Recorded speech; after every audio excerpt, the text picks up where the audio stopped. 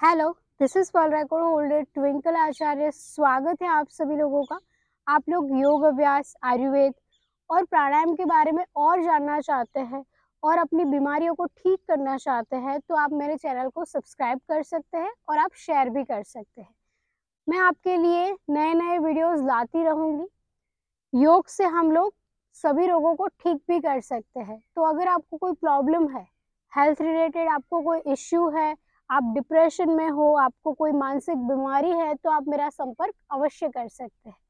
और मैं आपके लिए आयुर्वेदिक औषधि भी लाती हूँ, यानी कि कौन सी औषधि लेने से क्या क्या हमें लाभ मिलते हैं, ये सारी जानकारी मैं आपके साथ शेयर करती हूँ। तो आप मेरे चैनल को अवश्य सब्सक्राइब करिए।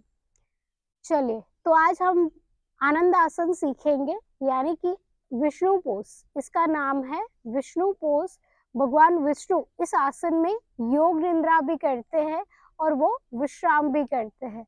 तो ये आसन बहुत ही ज्यादा फायदेमंद है। आनंद आसन जो है वो संस्कृत शब्द है। आनंद और आसन दो अक्षरों का बना हुआ है, जिसको हिंदी में हम विष्णु पोज भी कहते हैं। और ये आसन बहुत ही ज्यादा फायदेमंद है। उम्र चाहे कोई भी हो, कोई भी इस आसन को कर सकता है। सबसे पहले तो हम सावधानियां देख लेते हैं कि कोई भी आसन जब हम नियमित रूप से करने जाए, यानी कि कोई आसन हम सीखे या फिर इसका अभ्यास करना हम चाहते हो, तो उस आसन की हमें सावधानियां अवश्य ध्यान में लेनी चाहिए। योग अभ्यास तो बहुत ही पुराना है, ये हमारे पूर्वज ने हमें विरासत में दिया हुआ है। योग अभ्यास तो हमें करना ही चाहिए, लेकिन कुछ योग अभ्यास कुछ लोगों के लिए नहीं होते हैं। जैसे कि हर्निया की कोई प्रॉब्लम है तो उनको पीछे नहीं मुड़ना है, उनको चक्रासन का अभ्यास बिल्कुल भी नहीं करना है। ऐसे चक्रासन सभी के लिए नहीं होता है। बच्चे चक्रासन कर सकते हैं, स्वस्थ इंसान चक्रासन कर सकते हैं, लेकिन सभी लोग चक्रासन का अभ्यास नहीं कर सकते। वैसे ही ये विष्णु आसन जो है वो भी सभी लोग नहीं कर सकते। कौन कौन नहीं कर सकता, चलिए ये मैं आपको बता देती हूँ। जिनके पैरों में बहुत ज्यादा दर्द है वो इस आसन का अभ्यास बिल्कुल ना करें।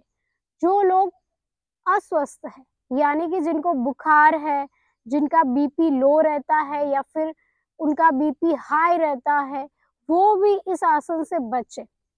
जब तक आपको ठीक ना लगे तब तक आपने अभ्यास नहीं करना है। जो लोग बहुत ही ज्यादा मोटे हैं, यानी कि उनके पैर बहुत ज्यादा भारी है, तो शुरुआत में वो किसी की मदद ले सकते हैं, किसी योग शिक्षक की मदद ले, या फिर आसपास आपके जो भी लोग हैं उसकी आप मदद ले सकते हैं। तो शुरुआत में बहुत ज्यादा जल्दबाजी ना करें। बहुत सारे लोग मैंने देखे हैं जो बहुत ही ज्यादा जल्दबाजी करते हैं। मैं ऑनलाइन योग अभ्यास भी सिखाती हूँ और जो लोग मेरे सेंटर में आते हैं वो लोग भी ऐसा ही करते हैं कि हमें जल्दी जल्दी आसनों को सीखना है। बहुत सारे लोग तो ऐसा सोचते हैं कि ये आसन तो हमें अच्छी तरीके से आता है, तो इस आसन का अभ्यास करने की कोई जरूरत नहीं है, हमें और नए आसन आप सिखाएं। तो ऐसा नहीं है। आसनों का अभ्यास नियमित रूप से करना है और आसनों का अभ्यास आप एक दिन में पूरा नहीं कर सकते। बहुत सारे आसन हैं, तो आसन को आप एक दिन में सारे आसन कर लेंगे ऐसा नहीं होता है। तो आपने आराम से आसनों का अभ्यास करना है। जिनको कमर के नीचे बहुत ज्यादा दर्द है, जिनको कूल्हे में दर्द है, जिनकी मांसपेशियां बहुत ज्यादा अकड़ गई है, उनको इस आसन का अभ्यास नहीं करना है। जिनको बहुत ज्यादा पेन रहता है, यानी कि पैरों में यहाँ से लेकर यहाँ तक बहुत ज्यादा पेन है, पेन थोड़ा कम हो तब आप कर सकते हैं, लेकिन अगर बहुत ज्यादा पेन हो वो इस आसन का अभ्यास बिल्कुल भी नहीं करेंगे। आपके शरीर में किसी भी भाग का ऑपरेशन करवाया हो तब भी आप विष्णु पोज नहीं करेंगे। तो ये कुछ सावधानियां थी जो आपने अवश्य ध्यान में लेनी है। अब हम आसन में प्रवेश करते हैं। तो सबसे पहले आपने क्या करना है, सुबह का नित्य क्रम खत्म करके आसन पर ऐसे बैठ जाना है। मैट के ऊपर आप बैठ जाए, बाकी के आप योग अभ्यास करें।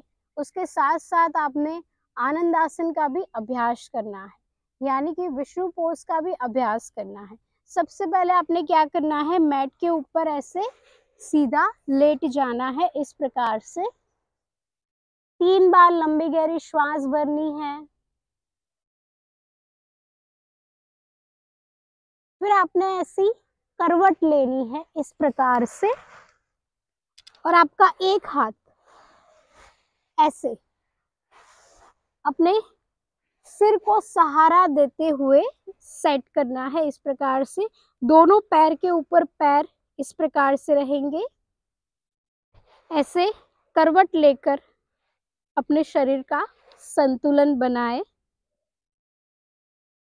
फिर यहाँ से अपने एक पैर को मोड़कर ऊपर उठाने का प्रयास करें। अपने हाथ से अंगूठे को पकड़े इस प्रकार से, और अगर पैर इतना ही ऊपर जा रहा है तो कोई बात नहीं, यहाँ पर आप होल्ड रह सकते हैं। फिर धीरे धीरे अपने पैर को सीधा करने का प्रयास करें। पैरों पर आपको खिंचाव महसूस होगा, उस खिंचाव को आपने महसूस करना है।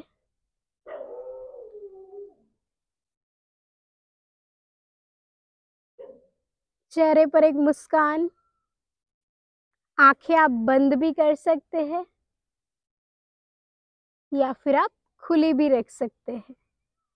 तो ऐसे आपने अभ्यास करना है, अपने पैर को खींचना है। किसी किसी का यहाँ तक ही आ रहा है, ऐसे पैर मुड़ा ही रहता है, तो कोई बात नहीं, धीरे से आप ऐसे अभ्यास करें। एक दिन आपका पैर ऐसे सीधा हो जाएगा। फिर आपने आराम से आसन से बाहर आना है और शवासन में विश्राम करना है।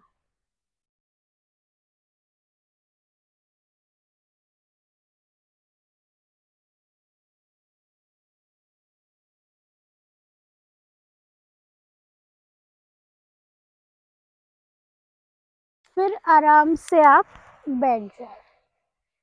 तो ऐसे आप विष्णु पोज का अभ्यास कर सकते हैं, आनंद आसन का अभ्यास कर सकते हैं।